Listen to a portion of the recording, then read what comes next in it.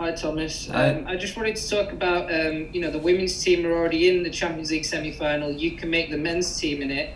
Did you have a message for the women's team, and have you spoken with Emma as well about her achievements in management at Chelsea? No, not yet. We were totally focused on our game against Madrid and then Fulham and now against Madrid. But of course, we followed it on TV, and it's a big achievement. So we are very happy because in the end it's one club, and it's a big thing to arrive in the final. I think for the first time for the Chelsea women, and hopefully they can finish the job. So big congratulations from us.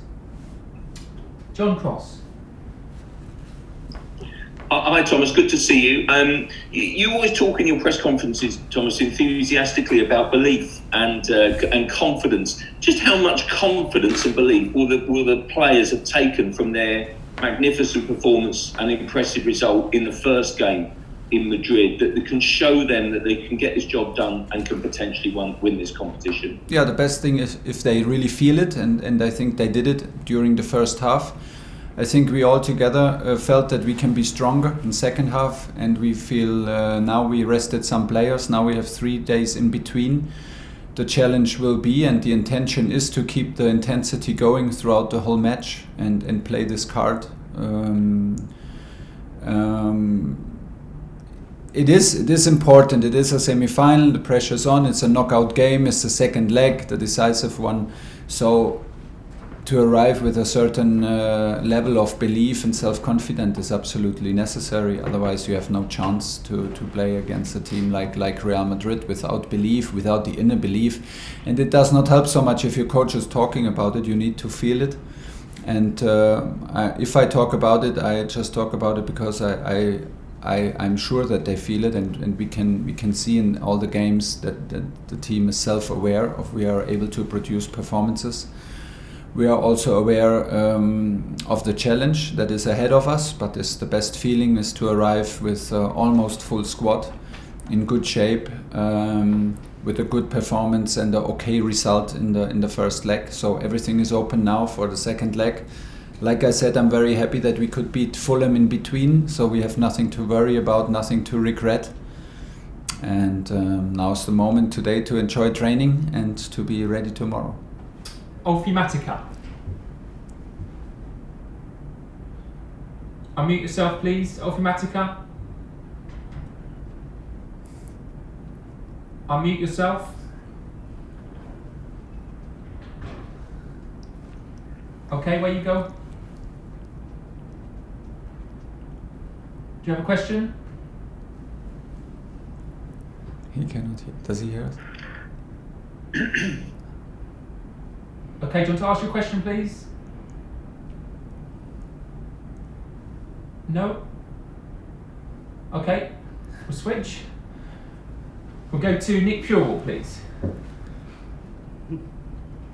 Hi, Thomas. Hi. I was just wondering if you could give us an injury update on on the guys who are doubtful, Tony and Matteo. And the other day we were talking about Christian and his number, and you said he chose Eden's number. He accepted Eden's number.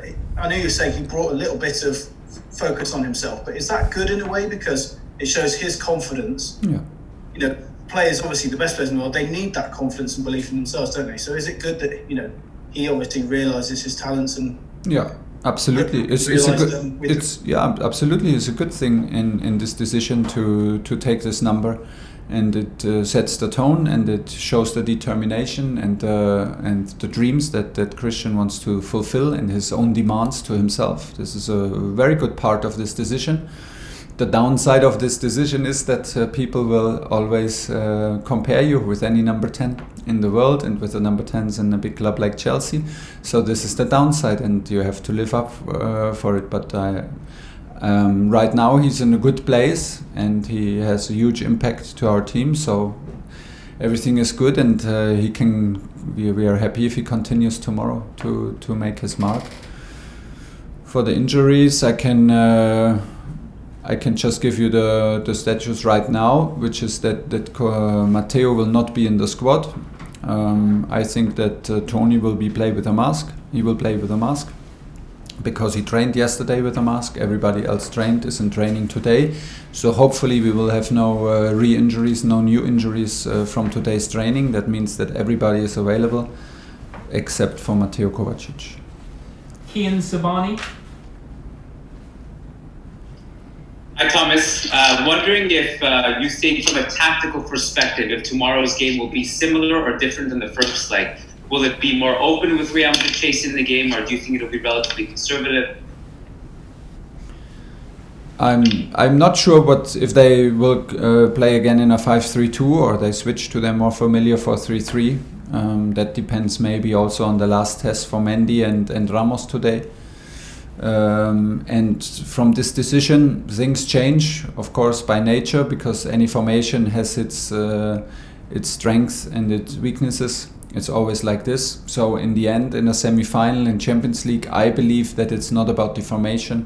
It's not about what we play, what Real Madrid plays. It's about how we play it, and how means which intensity do we have, which belief do we have, are we brave enough, do we play courageous enough, and do we play on our top level within the formation. So it's always a tactical choice, it's always tactical, a little tactical, but for me it's more in these big games, it's more about the little decision, the individual tactic behavior, the tactical behavior within groups, within combinations. How do we end up?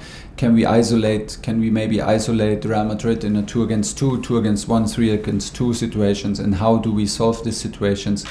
And can we avoid to be isolated in these little situations? So, like I said, it's more about how we play than what we play, and the same is for Real Madrid. And as I said, as we don't know what formation they will use, we will fully focus on us, on our performance. Ian Abrahams. Hi Thomas, how are you? Hi, I'm fine. Very good. Are you in your private plane or no? Say again? Are you in your private plane right now? No, just in my car. Sorry. Just in your car. Defensively, your team have been brilliant since you arrived. Yeah. If there's one critique, it will be that your team haven't been able to be clinical in front of goal, and especially Timo Werner. How much of a big decision is it on whether Timo plays tomorrow, and how much have you been expressing on your team that any chances they get, they absolutely have to take? Yeah, but I believe strongly that Timo wanted himself to score absolutely this goal, and he knows it, that he had a huge one in Madrid. But I think we all have to accept that sometimes strikers even miss chances, and even big chances, and this is part of the game. Not all decisions are made yet. We have another training session right now, and it is always about the last impression from the players.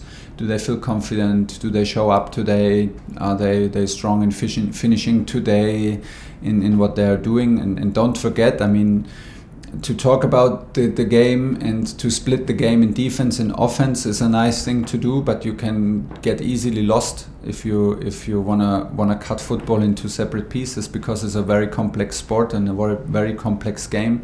So for me, Timo, like everybody else who plays up front, have a huge intensity against the ball and have a huge part in that we are so strong defensively, because it's a team effort how we defend and how we attack. So everybody needs to step up and take responsibility for scoring and for defending. And we have enough. I think we create enough chances. We create enough touches in the box to maybe score more goals. And this will come maybe with time, with a little bit more experience, with adaptation, with a bit more self-confidence. I'm pretty relaxed about it. And trust my players, no matter who starts tomorrow, and like I said, we do this as a team. Nobody has to do it tomorrow alone. This is the very good news. We do this together, and there are many situations to solve tomorrow. Not only we should not get distracted by only thinking about who is scoring in the end. We will try to create chances. We will try to put intensity. and from there we trust our guys. John Southall, 5 Live. Can't hear you, John. Still can't hear you, John. Okay, let's take that out. Can you hear me now? Yep. Can you hear me? Hello. Yep. Let's try again. We expect Sergio Ramos to return to Real Madrid. So, what kind of difference do you think that will make to their team? And also, what's the main lesson you learned from the first game?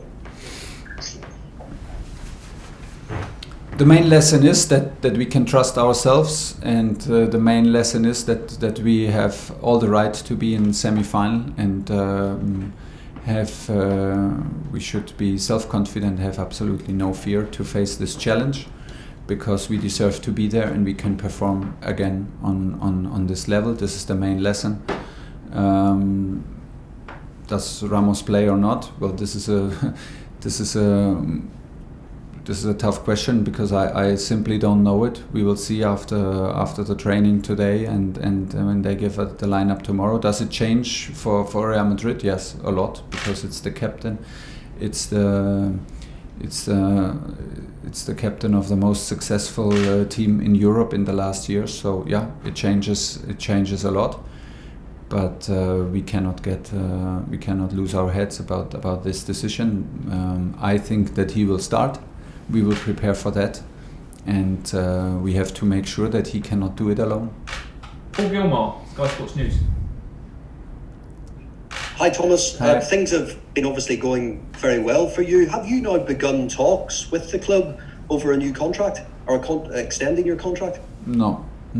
There's no time, there's no need and no time for this right now. Diego Plaza.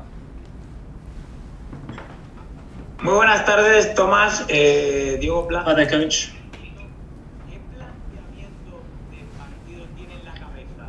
What kind of match are you expecting tomorrow? Obviously, Madrid need to come out to score. Do you think you're going to try and go out and score goals, or are you going to protect yourself a little bit more in defence? For me, the challenge is to forget the result. For me, the challenge is always in a two-leg the games, that you forget the first result and you go on and you start new at 0-0. And we will clearly prepare the match to win the match, nothing else. We have no other way to prepare matches. I don't know any other way to prepare a match than to encourage my team to go out and try to win it, to be our best. And if we want to, if we are in our best, it's a non-brainer that we go for a win against. We want to win games. This club is about winning. This game is about winning. This competition is about winning. We're in semi-final, second leg. Forget the first result. It's not as important as anybody out there thinks, and there's zero importance in a preparation of a match. Zero for me. It changes absolutely nothing how we start the match tomorrow, how we prepare it today, and what we do in training, and it has zero influence in the talk that we give to our players. We will encourage them, we will demand from them, and we will be strong there tomorrow 8 o'clock as a group, as one club, with one big goal to overcome Real Madrid. And this will only happen if we bring our best level to the pitch, and the best level means that we fight to win it. Matt Law. Hi Thomas. Hi. A couple on N'Golo, if you don't mind, who was outstanding in the first leg of this tie. Yeah. He's won the World Cup, the Premier League title, the FA Cup, the Europa League. I was wondering what you thought a Champions League winners medal would do for his career. Would it elevate it even higher, or has he already reached those heights? Where to elevate? I mean, the guy it's the top guy, and he is the guy you need to win trophies, obviously, and that's why we are so happy that he's here and that he's in our club. I was dreaming about this player, fighting for this player, dreaming about this player in any club I was coaching. So now he's my player, and as you mentioned it, he won any trophy except for Champions League. Hopefully he will do everything that we get this trophy, and for me he's an example, and he's an unbelievable input for any team in the world, and we are so happy that he plays for us. He is key, and he will be key tomorrow, and I hope in the best way possible. And secondly, I just wanted to quickly ask you about his character, because from the outside he can be quite hard to read. I wonder if he's hard for you to read, because he's on his own quite a lot when we see him, and you tried to give him a cuddle after Newcastle, and he didn't really look like he liked to cuddle. I wonder what he's like. Yeah, but still he needs to accept that I cuddle him. I do this a lot, so I need it for myself. So he has to live with it. No, he's a nice guy, and he's I would say a shy person, and he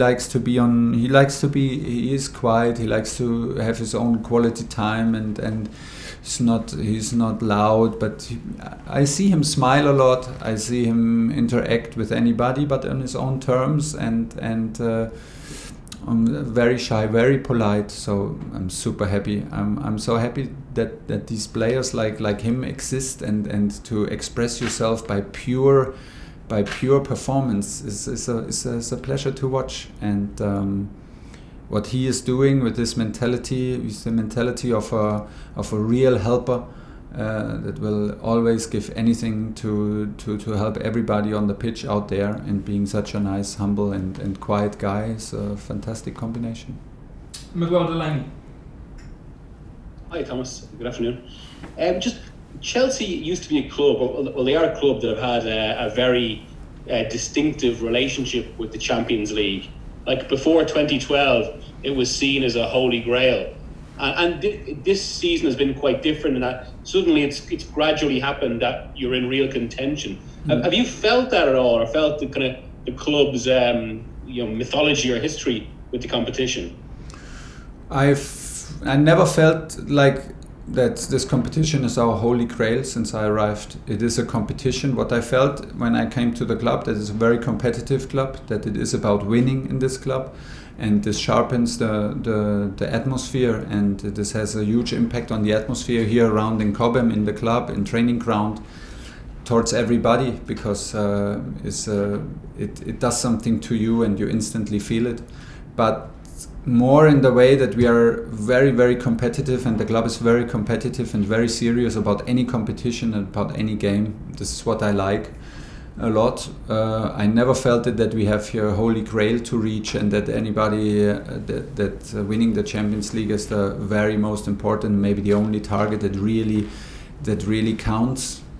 And the opposite, I have the strong feeling that any win counts, and that we demand, and the club demands of his team, and we from me as a coach, that we win any game, no matter who's on the other side of the pitch, and that we arrive in games and in no matter in which competition, ready to win and ready to deliver performance. And this is what sharpens a certain mentality, and this is what I feel as our big strength, that we arrive as a team tomorrow that is used to this pressure, to this tension, and to this amount of belief and determination to win games. And this is a good pressure, because if you make things too big, it does not help nobody, and it devalues your performance in any other game. So why should it be like this? We know ourselves that is a huge opportunity tomorrow, and we know ourselves how hard it is to arrive in semi-final, and you can be very sure that we will give everything to make it through final. Okay, last two questions. Victoire and then Andy Dillon to finish. Victoire. Hi Thomas. Hi. I know you said that you have not finished the list yet, but are you planning more or less to have the same starting lineup as last week, or are you tempted to start with a different combination, especially in the front or midfield? Zinedine Zidane in your office right now next to you, or no? No, I will not. I cannot. I'm so sorry. I would like to help you with your question, but I will not. I will not give any hint. I will hold it back until tomorrow, and make my decisions very late, like I usually do. I have my ideas in my mind, but I'm too long in the business that I also know that anything can happen in the last training, that any situation can even change my mind, and we need to wait. I need another sleep, and tomorrow I will decide for the lineup and give it to my team first. This is the way it is. But what is sure that we played a good match in the lineup that we had, and there's from performance. From the view of performance, there's no reason to do too many changes. Last question for Thomas, Andy Dillon. Hi, Thomas. Hi. Oh, yeah. I'm led to believe that you've relaxed rules quite a lot since you took over, particularly for home games. You let your squad stay at home rather than go to a hotel. So I'm just wondering, with this being such a key game, are you sticking to that plan, or are you making them go to a hotel? And I just wondered what your thinking is about that. Good question. We decided more or less week from week and from game to game. So in the moment, we had the feeling that today afternoon training is a good moment to prepare the match, because it's a late match tomorrow, and to let the players sleep at home and not go to the hotel. So we will meet for lunch, because that gives us another 7.5 hours together in the hotel. This is enough time for me to do meetings, to have several hours of rest again. So say somebody had maybe a bad night or does not feel, did not sleep good because whatever. So it's still a lot of time to recover. So once we have this in a season of almost 60 matches, if we have and sleeping so much also away from home and being so much in hotels, we try to reduce the time. But anything has an influence on it. Sometimes, like now, we had 3 days in between, so we had a lot of time to also do recovery and take our time here at Cobham to use the physios, to get massages. Sometimes even this has an influence. If we have only 2 days in between, we prefer sometimes to go to a hotel, that the players can take their time in the evening to get massages, to get treatment for their little injuries, and this is basically the way how we decided. When there are evening games, normally I had the feeling that it will maybe increase the tension if we go to the hotel in the evening today. So let them go home, let them be a bit distracted, and we meet tomorrow for a walk and lunch and a meeting, and we still have 7 hours to be well prepared.